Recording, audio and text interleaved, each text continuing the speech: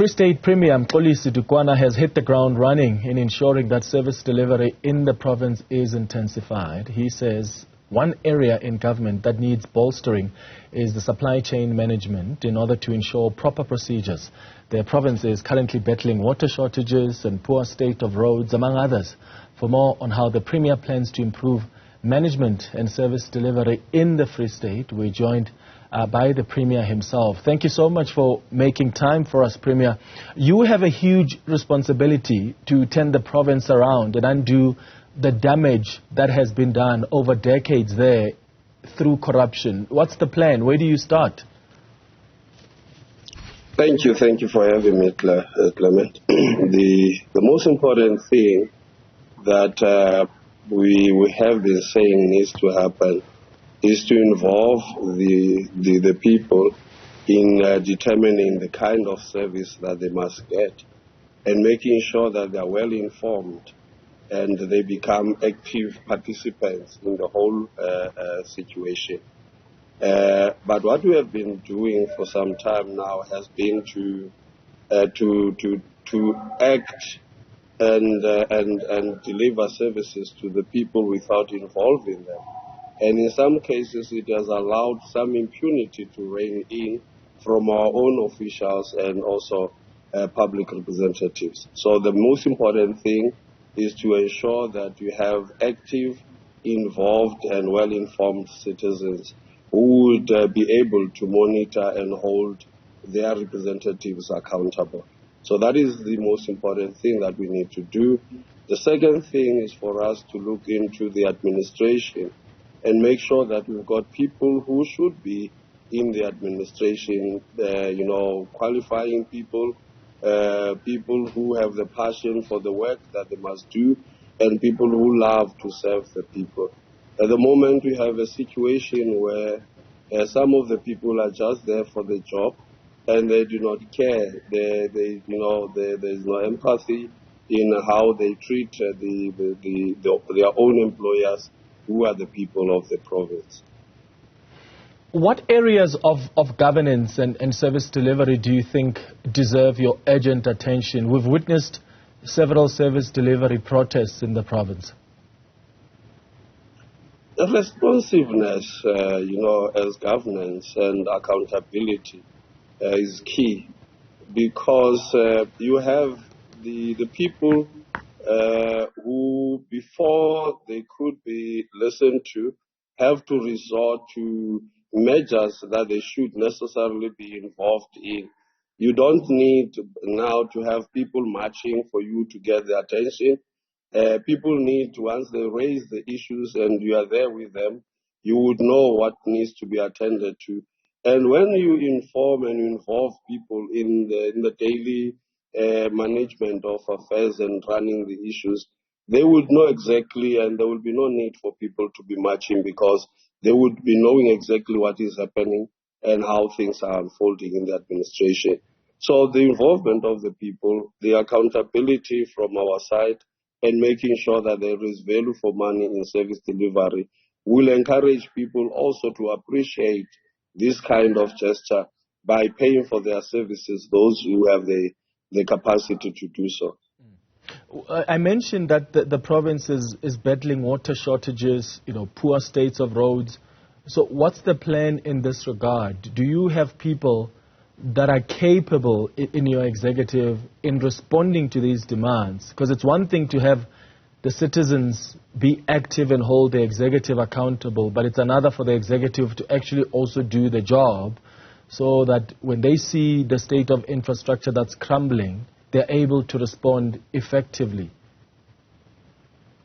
The challenge in many instances is when you have, for instance, municipal managers or HODs or even MECs, etc., who would want to behave as if they know when they do not have a clue what happens, and they have people who are technically astute in understanding all these other things, instead of us understanding and listening to them and making sure that we give them space for them to do what they know and what they have been employed to do. I think that is one thing that we must emphasize. But where we do not have the skills, we've got other institutions that have skills that we can actually go to and ask for assistance.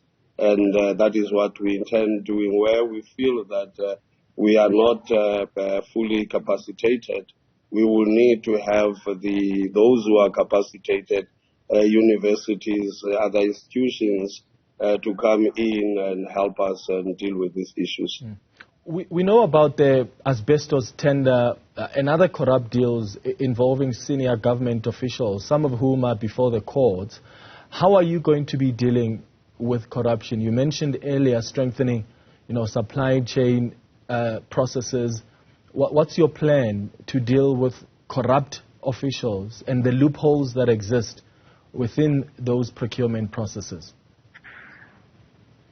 For now, as a starter, we're going to get a forensic audit and a probity audit in all the tenders that have been issued in government to make sure that all the tenders had followed the necessary processes, and those who are involved in malfeasance will be dealt with immediately. And we are going to have a zero tolerance, on corruption and malfeasance and maladministration, and make sure that our officials understand their role all the time. So one could argue that you are on the verge of losing that province in 2024. Do you think you have enough time to make all these necessary changes and implement the commitments that you have so that you convince voters that the provincial government is on a new path? Our people do not need convincing, they need to be involved. And once they understand and they feel appreciated, we would be doing this not necessarily for us to get the votes, but for us to build a strong administration that cares for the people, and our people will respond accordingly. And that is what we intend doing. With the little time that we have, we're not going to be wasting any moment in making sure that we turn the perception that our people have about us as an organization. And as an organization, it's an organization that's been divided. You came in as a convener not so long ago after some people that were aligned to Ace Magashule were ousted. How are things now within the organization in the Free State? Because that's another responsibility you have as the chairperson there, to try and deal with the divisions that have existed over the last couple of years. Most of the divisions that people talk about are divisions characterized by those who would want to maintain the status quo, as opposed to those who believe that we can do better in servicing our people. And I think there are many of the people who believe that it is the right thing to do to serve our people with love and empathy, as opposed to those who are self-serving. And we should not be wasting time in trying to have a relationship with those who do not want to serve the people, who would want the people to serve them, and focus on maximizing the unity of the forces that are ready to serve the people and prepared to be of service to the people who are selfless, instead of focusing in trying to unite apples and oranges. And that is not what we're going to do. We're not going to waste the time trying to get people who are hell-bent in destroying this organization and making sure that the people are not serviced, and that only them who should get all the resources that are needed. Has the ANC decided where it will be deploying the former Premier Mxolisi Dukwana? That is for the national leadership to do, because from my understanding is that the Mxolisi Dukwana would be sworn in on Tuesday at the National Assembly. And then from there, the National will decide where to deploy. But at the moment, she will be deployed at the National Assembly. Yeah. Do you have an update for us on that Jagersfontein disaster and the relocation of the community that was affected? Not necessarily, but I think we have not been moving the way we should in terms of attending to this disaster. This also reflects the weakness on our part in terms of disaster management and also creating the ability of the state to respond to disasters such as this.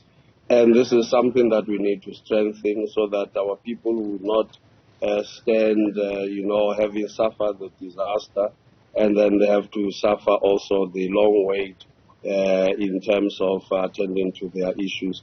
So we need to bring some agency in the manner in which we respond to issues like this. At the moment, I don't think that we are actually having that agency, and that's what we need to push for and make sure that at least we attend to issues, as speedily as we can. All right, Mxolisi Dukwana, Premier in the Free State, thank you for making time for us.